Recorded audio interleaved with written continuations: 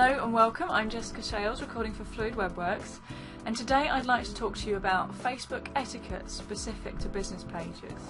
If you're just setting up a business page on Facebook and you're trying to build your profile, build your likes, then one of the easiest ways to do that is to target a page or group that's already existing, see if you can reach out to their audience, and you can get a lot of likes that way. It's highly targeted. It's an amazing tool. But if you do it wrong, you can really wind somebody up, as somebody managed to do to me last night, which is my reason for posting today. So what I want to talk to you about is how to make the best of this opportunity, how to make a good impression, make the most of it, and how to avoid winding somebody up. I think because Facebook is something that's in our social lives a lot, we forget that when it comes to a page, this really is business. So let's get started. So this presentation will explain how to benefit from someone else's audience without creating annoyance. But it's not just about being polite, it is about numbers, which with business it's always going to be. But if you work this the right way, if you communicate the right way, then the amount of people that you can be exposed to, highly targeted people you can be exposed to, raises significantly. You have an opportunity for an ongoing collaboration, not just with this post, but many in the future, and even an opportunity to be featured on their page. The reason why is if they find your information to be supportive of what they're trying to provide to their audience, they're more likely to be happy to share your future information with a page. It is also possible on Facebook pages pages can like other pages, and you can choose which of those pages will show up as a featured like on rotation. And if they like you, then that means that and they're happy for you to be a featured like, that means that you get sort of a permanent space on their page for anybody who goes there in the future, and it's suggested that they might like them as well. So work it right, you get sort of a permanent space on their page. So the strategy is that essentially, if you can be featured on somebody else's page, then you quickly build likes by targeting members on other pages. Basically go and find Facebook pages that cater to your audience and avoid those in direct competition.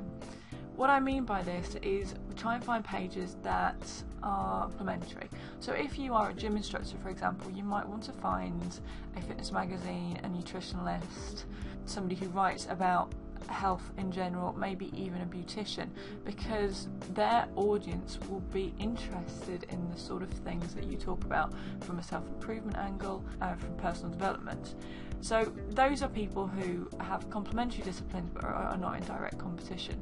If you wanted to work with other trainers, then that is possible, and I suppose it would be actually more highly targeted, but you really need to find someone where you're not stepping on their toes. So maybe if you specialise in yoga and Pilates and you go to somebody who is more about marathon training, then your disciplines are similar enough that you would be complementary, but they would understand that you would not do the same thing that they would do, and that really the people who would come to you wouldn't necessarily ever go to them anyway, but if they did, it would be as well as rather instead of. Okay, the mistake, just to sum it up, and I might just be coming across as an angry Brit who's very bothered about manners and such, but this is the mistake, is to post a promotional message on somebody's page, because it will probably just get deleted anyway. This could either be because they find it to be in direct competition for a reason that you haven't even thought of, because you don't necessarily know everything about their strategy and what they want. It could just be because they find it rude that you've done that without talking to them. You could ruin a potentially good relationship by doing that, so it probably also won't get seen. If somebody posts to a page, and not everybody knows this, but if you post to somebody's page, then it will appear on their page only if somebody goes to the page. However, the majority of the ways that you can get seen through activity on a page is if the page itself posts something. So then that means that if the page posts something, then that will appear in the news feed of the people who've liked that page, right? So if you post an image to somebody's page, then that will only be seen by the people who go to the page, which actually doesn't happen that often. People are more likely to respond because they've seen something in their news feed. So if instead you asked for the page to post that same picture, or at the very least to share it, then all of a sudden that very same picture goes from only being seen by people who go to the page, which is rare, to being seen by the people who've liked it and far more, suddenly you see the numbers jump. They go up a lot. So if you've got prior agreement to that, then it's more likely to happen that they will either like it and share it, which is one way of doing it, or they'll just be happy, you know, send me the information, I'll post it, that's fine, and then that will work even better for you. It is a waste of a potential collaboration as well. There may be a way that they are happy to collaborate with you that you don't even know about. Maybe because a lot of people have got websites, if they've got social media, they are looking to fill up their editorial calendar and their social media calendar, and if you give them an opportunity to fill that with something, then they may be happy to milk it for all it's worth, and I do have an example of that which I'll give towards the end. So, you know, it could be that they're happy to do so much more than you might initially think, and it would do them a favour to be given that opportunity. Why is this actually annoying? Again, I might just be coming across as an angry Brit, but your posting is on their investment in time and effort and maybe money. I think because it's Facebook, it's difficult sometimes to appreciate that there is a very business side to Facebook, and there is the sort of the personal, a bit of fun. I wouldn't be bothered if someone posted something on my personal profile, unless it really didn't represent what I was interested in as a person, you know, or my own views. But when it comes to a page, I've spent time, effort, and in some cases money if someone spent advertising on trying to build that audience. And a lot of the time with companies now, their net worth is actually based on their intellectual property as much as the stock they hold in hand. And your social media numbers is actually quite a large part of that, because it explains what your influence is. And that can be a very big part of what allows you to value a company. So those numbers are nothing to be sniffed at, they really do mean something. So for you to go in there and to just think, oh, it doesn't matter, someone spent time and effort and money building this up, I'll just take advantage of that, is rude. You wouldn't, for example, stand in front of a coffee shop trying to sell coffee beans to people as they go in. It wouldn't make you look good, and it certainly would be rude, you know that. You wouldn't try and promote your own tribute band when visiting a really good rock band. You wouldn't put a sticker on top of their poster, because it doesn't make you look good, and you know for it to be rude, that it's rude. So how do you actually do this right? Be cool, basically. That's the easiest way to sum it up. What does this page owner actually care about? And just make sure that you play to that. It's funny how easily this can be missed, and it's not just a rookie mistake that people you know, that amateurs make. I've seen this done by pretty big brands as well, this mistake made. If you can email them directly to suggest a collaboration, and always try and go for a collaboration more than them just on a Facebook page. There's usually the option to send somebody a message, although they can turn this on and off, and some pages, especially once they get to a certain size, they do switch it off. If you don't see that option while you're acting as the page, then go to the page as yourself, as a personal profile, and then you may suddenly see that you do have the option. If you don't get the option on the page itself, then see if there's a website, and actually go through to the website in order to get in touch with the person that you want. There'll be contact details there, so there's no real excuse.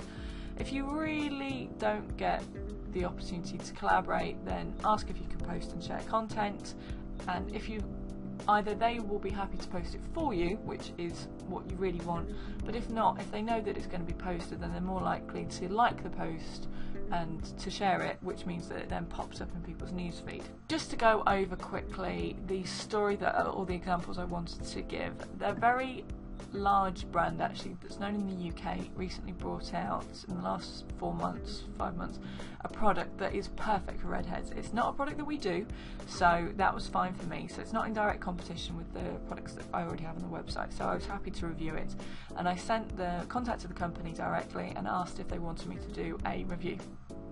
And they were happy to send me the product, and that was great. So what I planned to do was to do a video review, which then I post to YouTube, which then would go on to Facebook and Pinterest and Twitter anyway. It would be embedded within a post in our website, which then would stay there forever, and that would automatically go out to our newsletter list, which is much more substantial than our social media links anyway.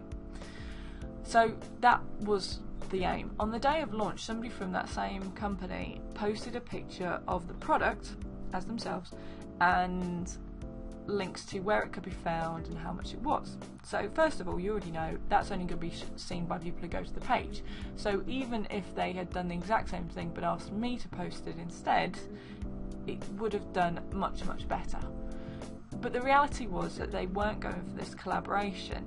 If you take the tiny numbers that they get from posting on my page, then you go up a notch to the potential of me sharing it myself, exactly the same content, but me doing it as the page, then suddenly the numbers get bumped up. When you go to the extent of the collaboration that I was happy to make, you know, your numbers go off the chart. It's just an upward swing.